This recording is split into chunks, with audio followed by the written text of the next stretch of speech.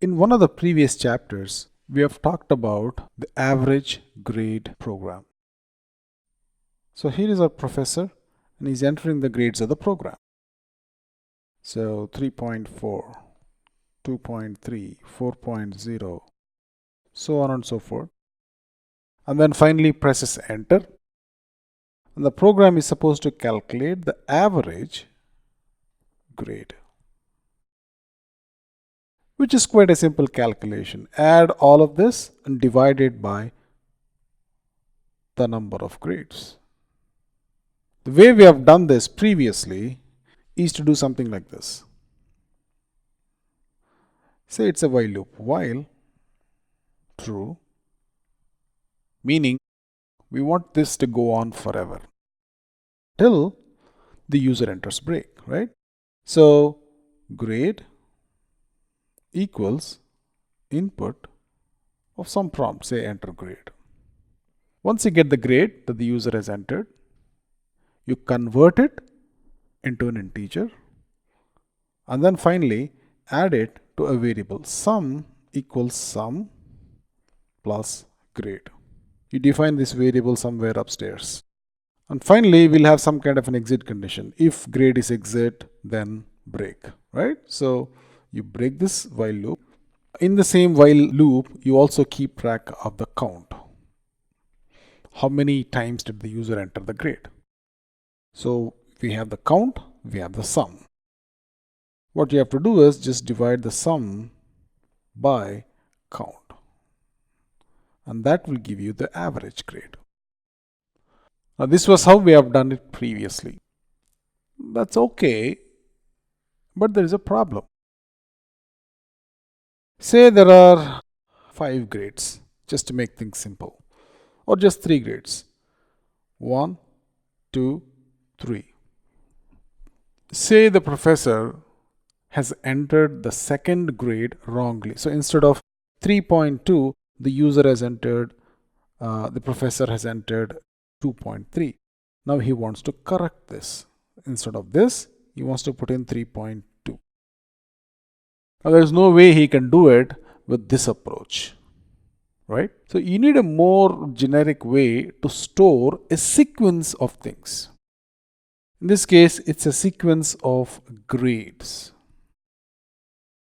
It could be a sequence of anything: grades, numbers, strings, floating points, any kind of object. That's where data structures come in. Remember, a single variable like grade equals something can hold only one object. So for example, you say age equals 23.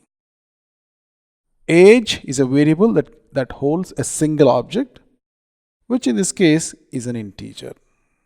What if you want to hold a series or a sequence of objects, in this case integers? That's where data structures come in. There are fundamentally 4 different kinds of data structures in Python: list, dictionary, tuple, and set. These are the 4 basic data structures that are available in Python. We're going to focus on the list first because it's the most used data structure in Python. And then we're going to move on to dictionary, tuple, and sets. Now, let's revisit the same program, the same average grades program, and write this using lists and see how easy and manageable the program is. So just click on Python lists and click on program average grade version 2. And here is a version that uses a list to calculate the average grade. So this is our program. It looks like there are so many things going on here, but actually not. Let me explain the key things here. This is where we are creating a list. How to create a list? Just put 2 square brackets. That's an empty list. So we're creating an empty list, and then we are going to keep adding the grades. Okay, so this is a loop, which is something that we already know. While true, it's an infinite loop that will go on until the user enters E for exit, right? So this is an input statement. This is the way you break the loop. And of course, we are converting the user entered grade into a float, because remember, input will only give you a string.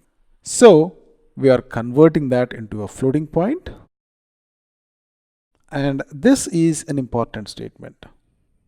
Grades dot append grade. So grades is a list, right? This is the list. How do you know that? Because we have defined it here as an empty list. So think of it like this. So grades is an empty list. So it's a box, nothing in it. Now we can keep expanding it like this. And that's what this does. This appends. So when you say grade dot append, it adds one more element to the list. So append adds an element to the list, of course, at the end.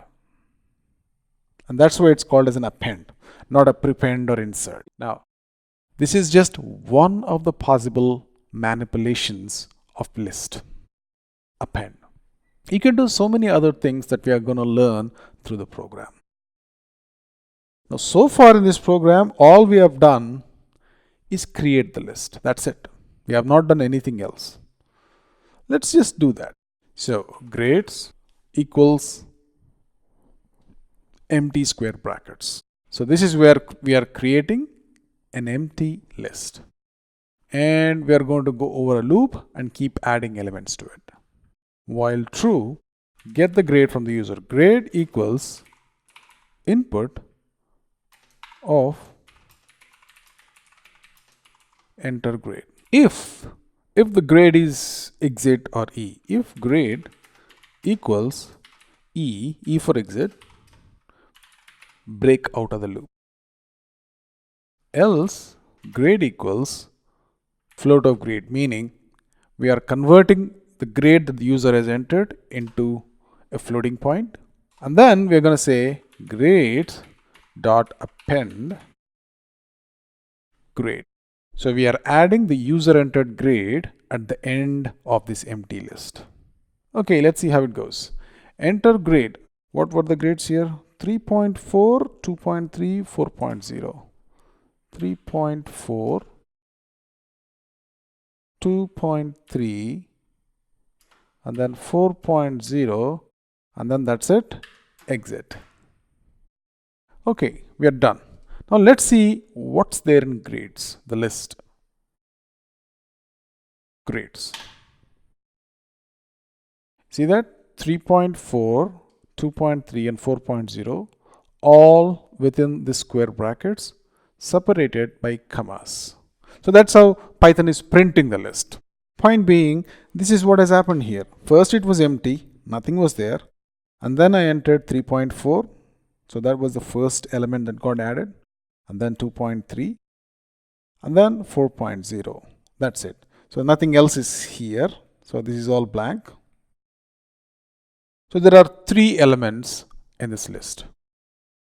Now if I want, I can add more by just issuing an append statement. Or let's say we want to change the second element to 3.2. Okay, I could do that. How do I do it? I say grades of 1, because this is the 0th element, this is the first element, this is the second element. That's how Python indexing works. Remember? Grade of 1 equals 3.2 instead of 2.3. Okay. Now what happens to grades? You see, 2.3 got changed to 3.2. So that's a list. That's how you create lists. Right?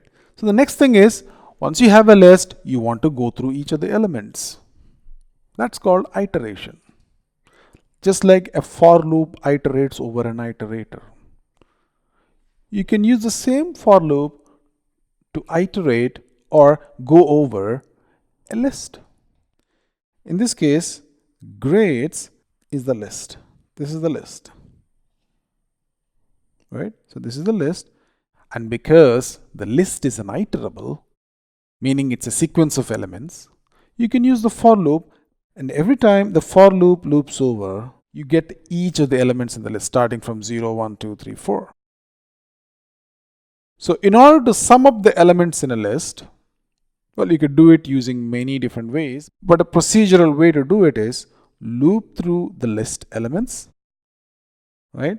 Loop through the list elements like starting from here, and then have a variable called sum, and say sum equals sum plus grade. So first it is 0, 0 plus 3.4, and the second iteration 2.3, and the third iteration 4.0, and this results in 7, I think it's 12, total of 12.7. That's called iterating over a list, right? And finally, we need to divide it by the number of grades, right? In order to do that, so there is this list with 3 elements, 1, 2, 3, and you don't know how many number of grades the user has entered. It could be 3, it could be 300. You were able to iterate over the list and find out the sum of all the elements in the list. Now you also need to find out the total number of elements in the list. You could do that using iteration, or you could use the Python's inbuilt function len. Length of grades, length of the list. Length of the list is the total number of elements in the list. So you already have the sum, now divided by the number of elements in the list, and then you get the average. Let's actually do it. Okay, so we keep a variable called sum. Okay, sum is 0, say, and we want to iterate over this list. So for grade in grades, sum is sum plus grade, and finally print out sum. See, that is 10.6. Okay, now we need to find out the average. Average equals sum divided by the total number of elements in the grades list.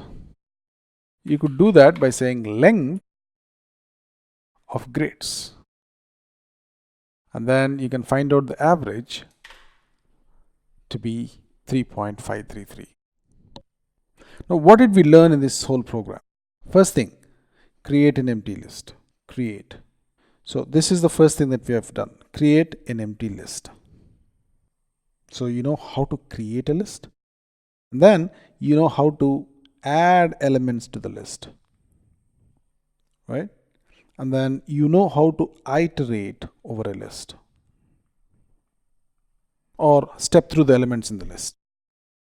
And finally, we know how to apply aggregate functions. So these are called aggregate functions, or functions on a list, just functions on a list. So in this case, we have applied an aggregate function to find out a certain property on the list. In this case, the length of the list. There are so many other functions that we're going to learn about as we go through this course. So we have learned 4 things in this program. Let's keep going forward.